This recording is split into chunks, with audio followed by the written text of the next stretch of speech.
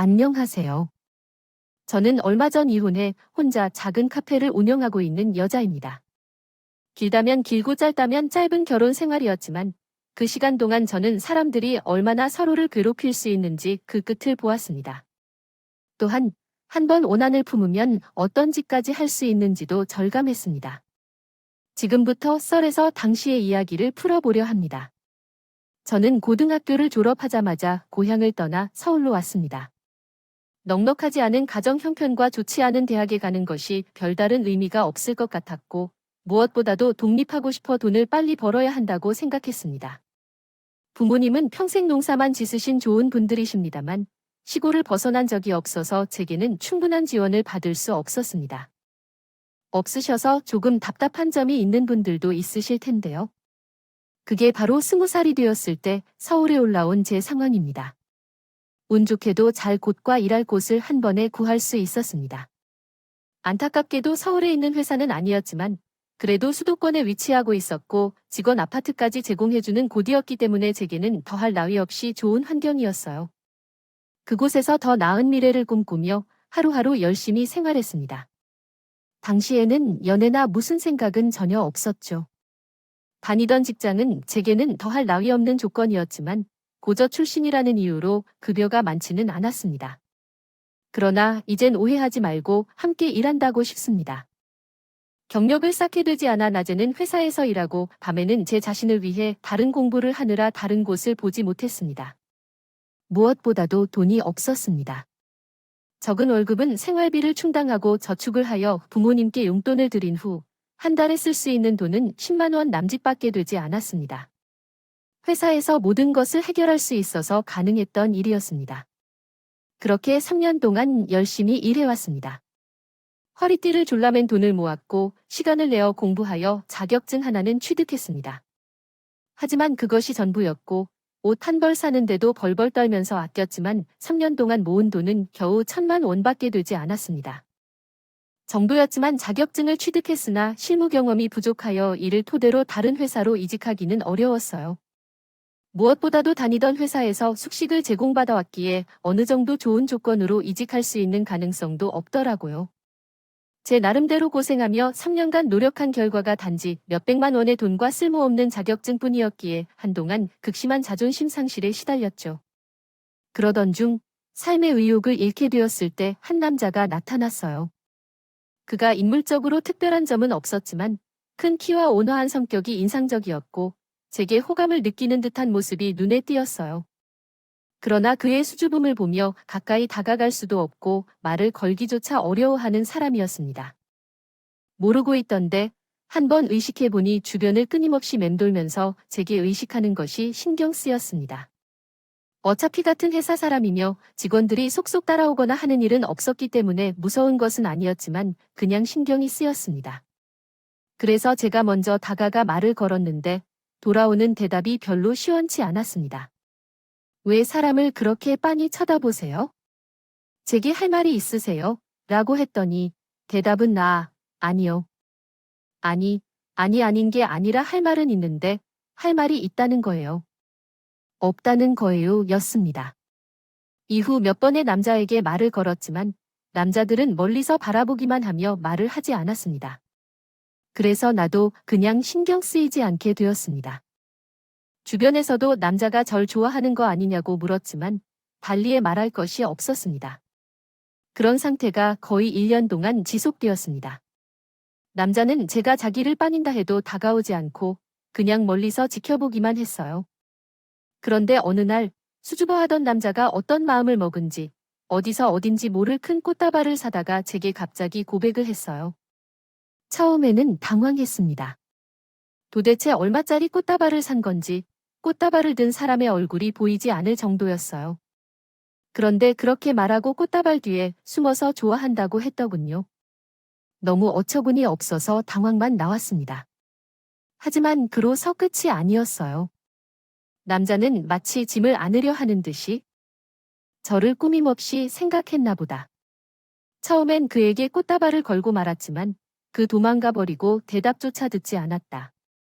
그렇게 남은 꽁지를 남기고 도망쳤다. 무슨 생각으로 그런 행동을 했는지 모르겠다. 어쨌든 그날은 들기 힘든 꽃다발을 낑낑대며 회사로 가져가야 했고 그 덕분에 회사 동료들이 다 제게 고백한 사실을 알게 되었다. 하지만 웃기게도 난 그런 남자들을 싫어하지 않았다. 요즘 세상에서는 영리하고 재빠른 사람이 성공한다는 것을 잘 알지만 나는 그런 사람들이나 좋아하긴 원치 않았다. 순진한 것이 나쁜 건 아니잖아요. 고백조차 못할 만큼 허무하게 지켜왔던 남자의 마음이 마음에 들었다. 그래서 우리는 사귀다 결혼까지 약속하게 되었고 나는 그의 사정을 점점 알게 되었다. 알고 보니 그는 경계성 발달장애였어요. 이름 그렇다고 진짜 장애가 있는 것은 아니었고 진행 속도가 조금 떨어진 편이었는데 그래도 그로 인해 일상생활에 지장이 있는 것은 아니었습니다. 가끔 얘기를 알아듣지 못하거나 복잡한 일에 어려움을 겪는 정도였죠. 사실 경계성 발달장애라는 말을 들었어도 남자친구가 지능이 떨어진다고 생각하지 못했습니다. 단지 수줍음이 많고 소심하다고 생각했었지만 그런 문제가 있었던 것이었죠. 하지만 웃긴 건 저는 그것에 대해 별로 상관하지 않았습니다. 멀쩡하게 회사에 잘 다니면서 월급도 제가 더 많이 받았고 제가 앞가림을 못한다거나 하는 것은 또 아니었거든요. 그리고 의외로 자기 할 말은 다 하는 편이어서 오히려 좋았어요. 다만 대화를 하다 보면 때로는 좀 답답한 순간이 있었는데 그게 꼭 남자친구만의 문제라고 생각하지는 않았어요. 같은 회사 사람들끼리도 대화하다 보면 말을 못 알아들을 때가 있었거든요. 그래서 저는 어렵게 자신의 상황을 이야기하는 남자친구를 꼭 이해해주며 괜찮다고 이야기해 주었고, 그렇게 결국 결혼까지 하게 되었어요. 그러나 결혼을 약속하고 양부모님을 만나면서 또 한 번 남자친구에게 놀라게 되었어요. 알고 보니 남자친구의 부모님이 제가 다니던 회사와 크게 거래하던 협력사의 사장님이셨다고요. 집이라고 해서 갔는데 정말 드라마에서나 보던 운치 있는 집이었거든요. 그 순간 남자가 이제 와서 허사라 부리려나 하는 생각이 들기도 했어요. 들었어요. 근데 그게 정말 남자친구의 집이었어요. 남자친구의 부모님은 두 분 모두 좀 깐깐한 스타일이셨어요. 남자친구는 위로 형님이 한 분 계셔서 부모님의 연세가 적지 않았지만 그 연세에도 좀 깡마른 스타일이셨어요. 특히 어머님은 처음 저를 만나는 자리에서 저를 앉혀놓고 이렇게 말씀하셨어요. 우리 아들 어떤지 들었지? 들었어요. 앞으로 다시는 이런 얘기 안 할 테지만 처음이니까 솔직하게 말할게요. 기분 나쁠 수도 있겠지만 엄마 마음이라고 생각하고 들어봐 주세요. 고졸이라고 했지만 솔직히 우리 아들이 그 정도면 결혼시키는 건 생각도 안 했을 것 같아요. 그 문제를 제외하고 다른 건 뭐 없어. 빠지는 게 없지만 사람들의 상황이 다르니까 괜히 억지로 아들을 노총각으로 만들고 싶진 않아서 눈 감고 허락하는 거야.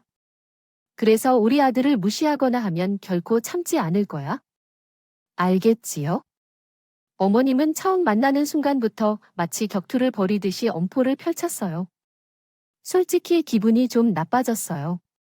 서로 좋아해서 하는 결혼인데 양쪽의 조건을 비교하듯이 제 학벌이나 집안을 살펴봤지만 전 남자친구만을 바라봤고 그래서 우리는 평화롭게 결혼했네요.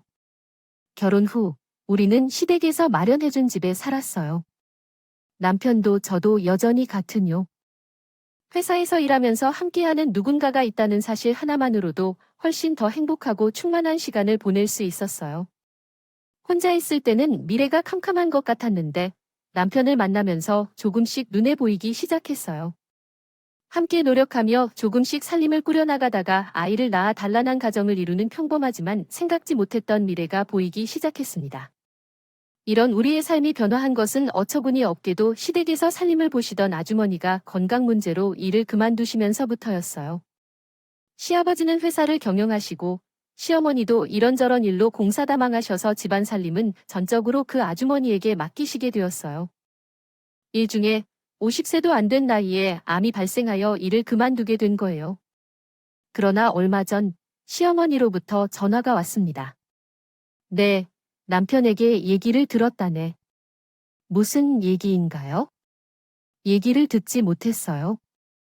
녀석은 바로 얘기하라고 했었는데 왜 이렇게 시간을 끌어가나요? 무슨 말씀이신가요? 여기 집으로 들어와라고 시어머니는 말했어요. 시어머니는 무슨 이유 없이 시댁으로 들어와 살라고 말했습니다. 설명도 없이 그냥 명령했고, 그래서 그날 저녁 남편에게 그런 얘기가 있었냐고 물었는데 남편은 못 들었다고 했어요. 하더라고요. 황당했습니다. 남편이는 지능은 좀 떨어지지만 기억력이 나쁜 사람은 아니거든요. 무엇보다 결혼하면서 약속한 것이 있어서 저에게는 절대로 거짓말을 하지 않았습니다. 남편이 거짓말을 한 게 아니라면 결국 시어머니가 거짓말을 한 거죠. 그래 놓고는 미도 끝도 없이 시댁으로 들어오라니 도대체 갑자기 왜 그러시는지 이유를 몰라서 어리둥절했습니다. 하지만 저희 부부에게는 달리 방법이 없었어요. 집은 남편 명의였지만 시부모의 위세를 생각하면 뜻을 거스릴 수가 없었으니까요. 무엇보다 남편은 시부모의 말을 어기는 것을 극도로 두려워해서요. 수없이 급하게 살림을 정리해서 시댁으로 들어갔습니다. 그때부터 지옥 같은 시집살이가 시작되었습니다. 시댁에 들어간 뒤에도 저는 계속 회사에 다녔어요. 하지만 집에 돌아오면 가득 쌓여있는 살림살이는 모두 제 몫이었습니다. 새벽같이 일어나 식구들 아침을 차리고 헐레벌떡 출근을 해요. 그리고는 회사가 끝나기 전에 집에 돌아와 저녁을 차립니다. 그런 다음에는 빨래를 돌려놓고 그 사이에 혼자서 집을 청소합니다. 사는 사람은 4명인데 집은 왜 그리 넓은지 청소기를 돌리고 걸레질하는 데만 1시간이 넘게 걸려요. 그러면 또 다음 날에 아침에 먹을 반찬을 해놔야 하고 그러다 보면 밤이 되어 씻고 자면 어느새 나는 끝입니다. 정말 한순간도 쉴 틈이 없어요. 문제는 그것만이 아니었습니다. 회사도 다니고 시댁 살림도 하느라 정신없이 산다는 것을 분명히 아실 텐데 시부모님은 어떠한 일이더라도 간과하는 법이 없었어요. 같은 반찬이 나오면 왜 맨날 반찬이 같냐는 말을 가끔 들었는데 타박이 회사 덕분에 퇴근이 늦어지면 식구들 다 굶겨 죽일 셈이냐고 했습니다. 난리를 쳤습니다. 어느 날 갑자기 책장을 손으로 훑더니 청소 안 하냐며 밤 10시가 넘은 시각에 대청소를 한 적도 있어요. 저 혼자 죽을 맛이었죠. 하지만 남편에게는 그런 것을 할 수도 없었네요. 힘들다고 말하면 남편은 제가 왜 힘든지 이해하지 못했습니다. 못했어요.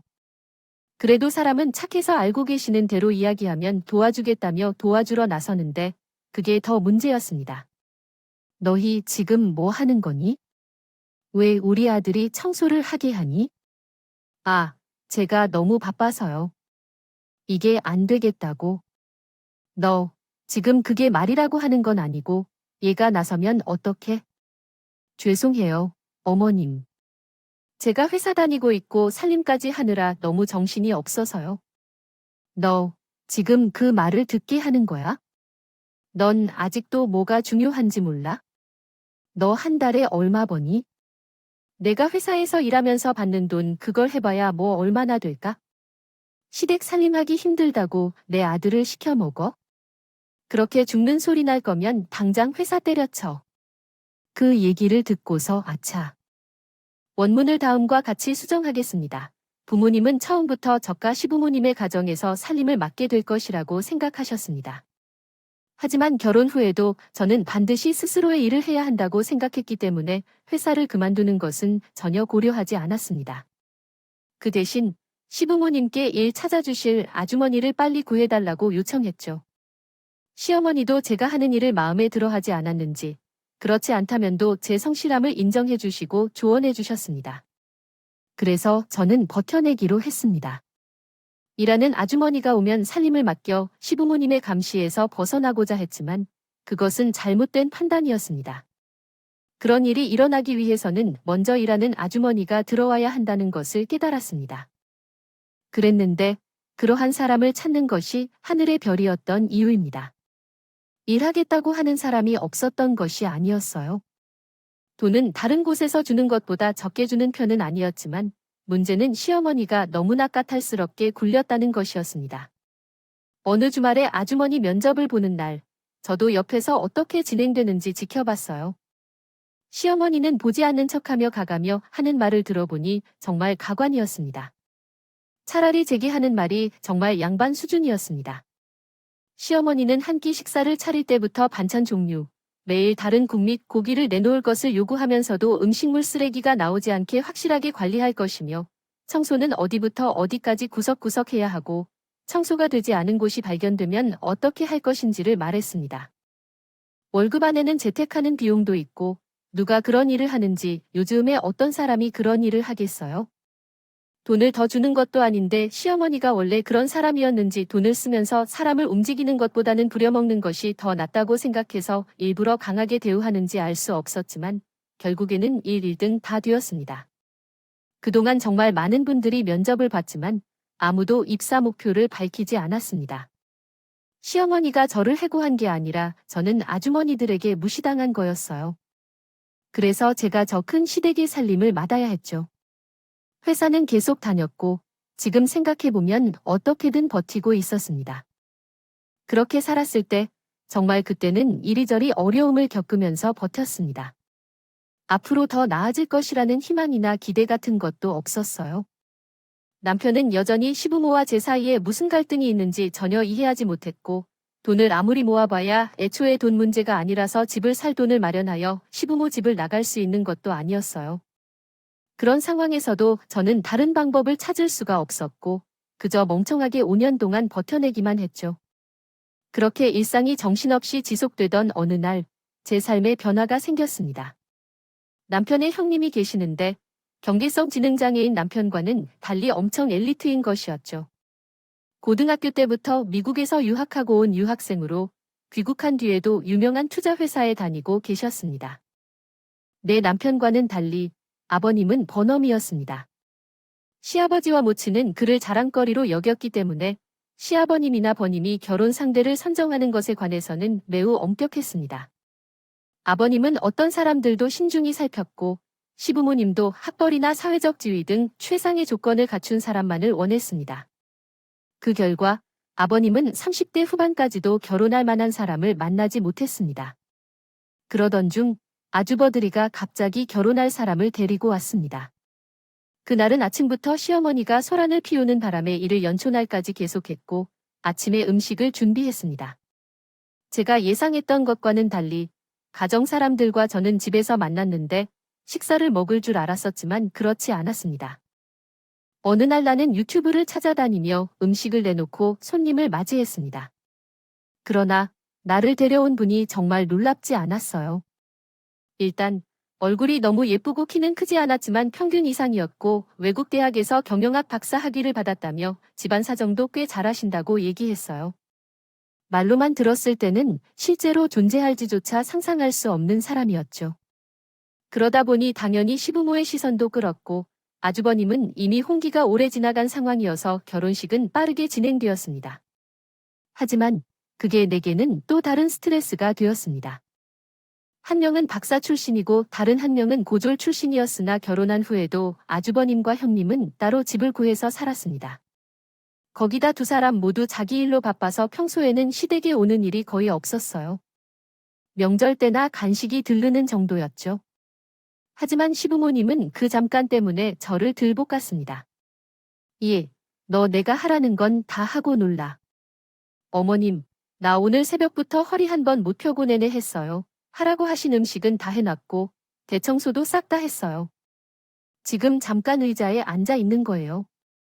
넌 왜 맨날 시키는 것만 하면 일이 끝난다고 생각하니? 음식하고 청소하면 손님 맞지가 끝났어요. 시간이 있으면 나가서 마당도 조금 쓸고 해야 할 거 아니에요? 정말 힘들어요, 어머님. 조금만 쉴게요. 아이고, 어디 하나 못하는 살림이 모자라고 며느리라 들어와서는 이래서 사람이 배워야 하는 거예요. 학교를 고등학교까지만 나온 적이 있으니 뭐 주도적으로 할 수 있겠어요. 며느리라고 딸랑 둘 있는데 어떻게 이렇게 비교가 되는지. 아이고, 보는 게 참 답답하다. 답답하죠?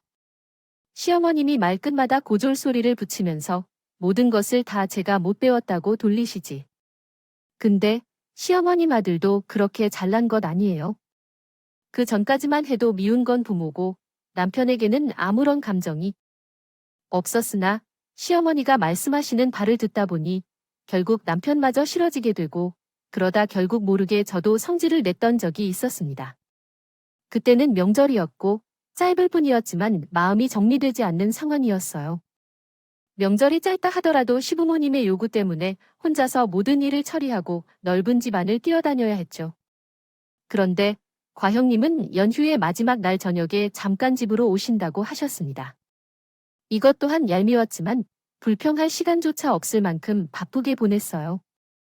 그러던 중 형님이 오셨을 때 시어머니가 결국 제 감정을 건드리게 되었습니다.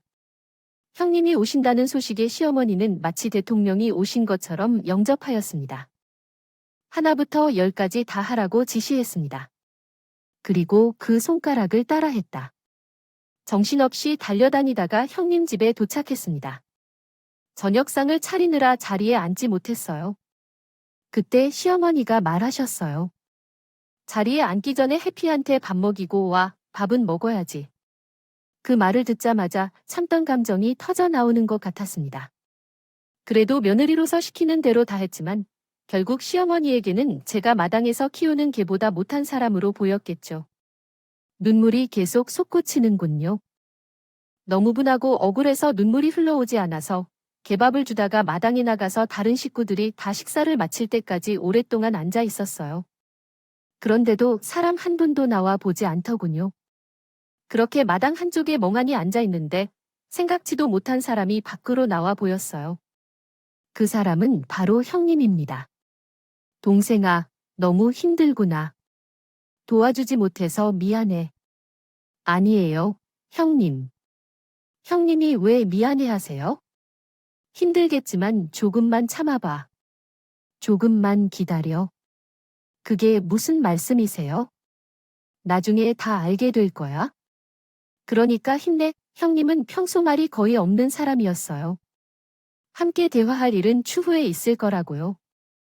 더욱 나아졌어요. 그런데 갑자기 와서는 영문 모를 말만 하고 가는데 순간 울컥했던 마음은 사라지고 도대체 뭔가를 생각만 들더군요. 하지만 조금만 참으라는 형님의 말이 무색하게 제 시집살이는 그 후로도 한동안 계속되었어요. 시어머니는 여전히 죄를 종 부리듯 부려먹었고 멍청한 남편은 여전히 무슨 일이 어떻게 돌아가는지 모르고 있었지요. 한편 답답해서 아예 대놓고 내 엄마가 날 종부리 부린다고까지 말했지만 자기 엄마가 그럴 리가 없다며 엉뚱한 소리를 하더군요. 그때쯤 저도 슬슬 지겨운 결혼 생활을 포기해야겠다고 생각하고 있었네요.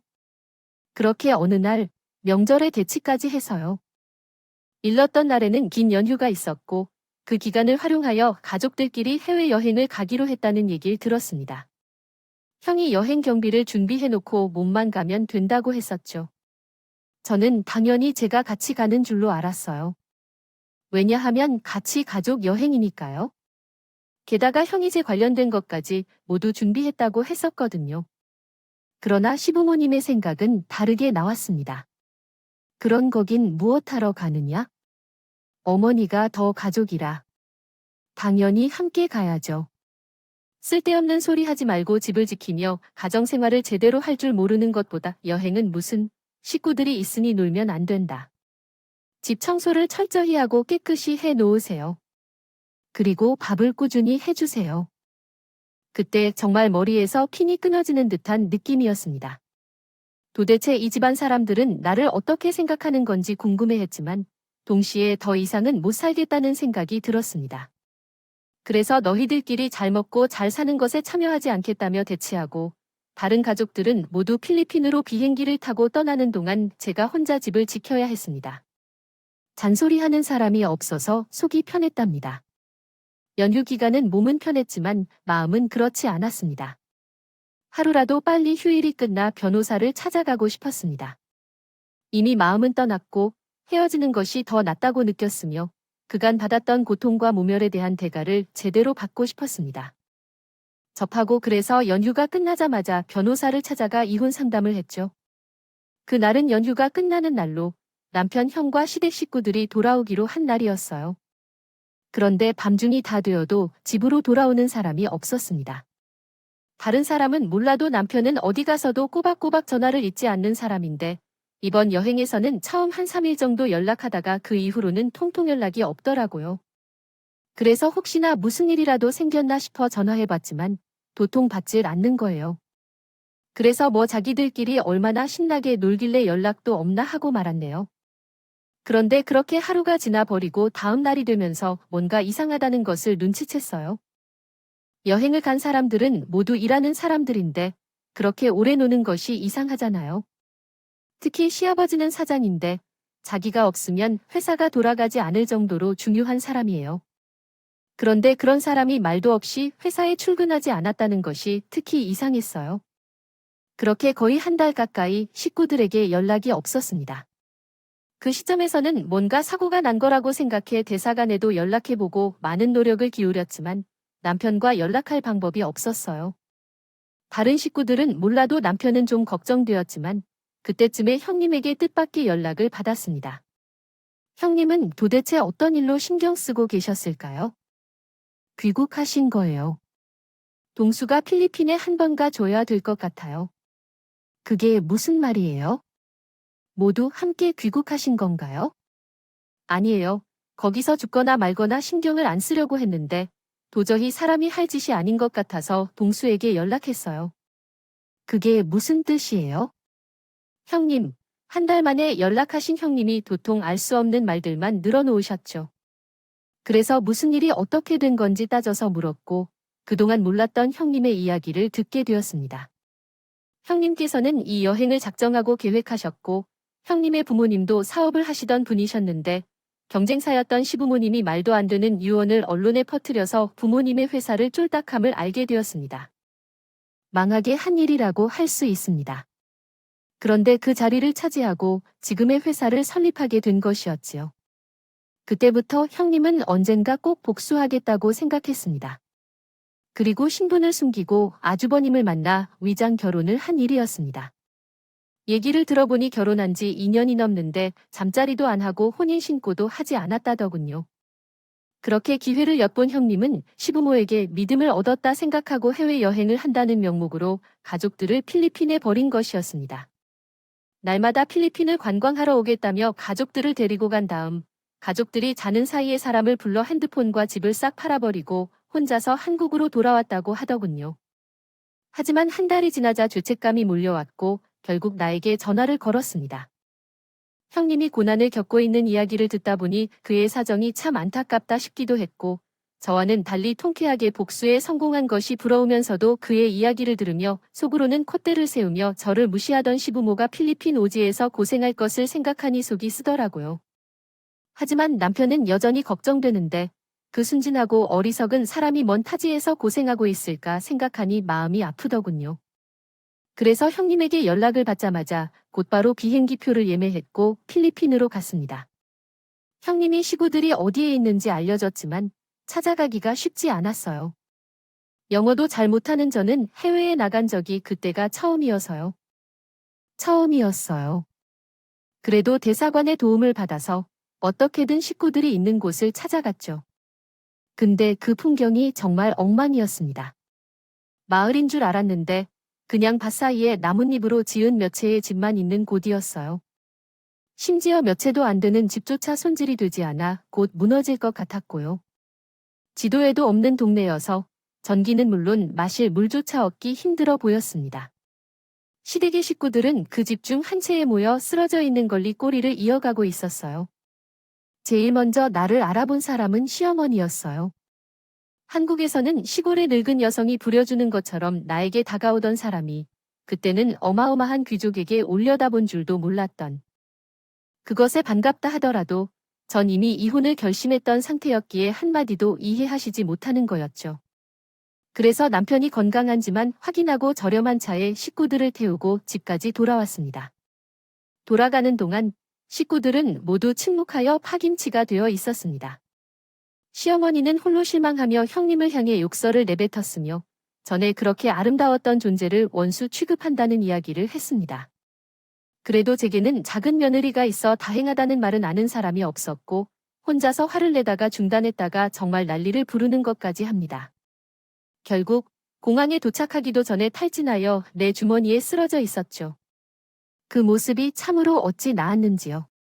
한심했다. 이미 있는 정이 없는 상태였지만 그때는 아예 사람으로도 보이지 않았었네요. 그래서 저는 시댁 식구들을 따라 한국으로 돌아왔어요. 그리고 곧바로 이혼 소송을 걸었죠. 남편은 이혼이 안 된다며 절 붙잡았지만 이미 제 마음은 굳혀진 상태였습니다. 아무것도 모르고 당하는 남편을 생각하면 합의 이유로 할까 싶다가도 그동안 시댁에서 받은 상처를 생각하면 도저히 그럴 수가 없었어요. 그래서 변호사의 도움을 받아 소송을 진행했고 제가 제공한 증거를 바탕으로 재산 분할과 함께 위자료까지 받아낼 수 있었네요. 형님은 저와 연락한 뒤 곧바로 해외로 나간 것 같더라고요. 시어머니와 아버님은 한국에 도착했을 때 곧잘 쉬지 않고 형님을 찾아다녔지만 이미 그만둔 상태였습니다. 더구나 형님이 이쁘다고 해서 집까지 형님 이름으로 해둔 탓에 그것까지 다 팔아버리고 도망쳤다고 합니다. 여자가 하늘을 품으면 서리가 내린다던데 정말 딱 그런 상황에서 남편과 이혼 후에 회사를 그만두고 작은 카페를 차렸어요. 이혼으로 받은 위자료는 많지 않았지만 시부모가 주신 집값은 14억을 넘는다고 해요. 그 금액을 반으로 나눠서 받은 덕분에 혼자 집을 사고 카페를 차리는데 도움을 받았네요. 나중에 소식을 들었더니 전 남편의 집안은 그야말로 풍비박산이었다고 합니다. 전시은 씨 현재는 꽤 잘 살고 있는 것 같습니다. 아주버님 이야기를 듣고 나서 전 시모는 화병 때문에 쓰러져서 자리를 보존하게 되었다고 말씀드렸습니다. 아주버님은 팔려다닌 회사를 그만두고 다시 미국으로 돌아갔고 전 남편은 제와 이혼한 뒤 방에서 틀어박혀 나오지 않는 것 같았습니다. 자업자득이라는 말이 아무래도 있던 대로인 것 같습니다. 답답하게 살아왔을 것 같다는 생각이 들겠지만 이제부터는 제 인생을 제가 챙기며 살아가 보려고 합니다. 이런 제 마음을 응원해 주시길 부탁드리며 지금까지 제 이야기를 들어주셔서 감사합니다. 오늘의 이야기를 들어주시고 소중한 댓글을 기다리며 구독, 좋아요, 공유는 물론 알람 설정도 부탁드립니다. 그럼 오늘도 함께 읽어주셔서 감사합니다. 감사합니다.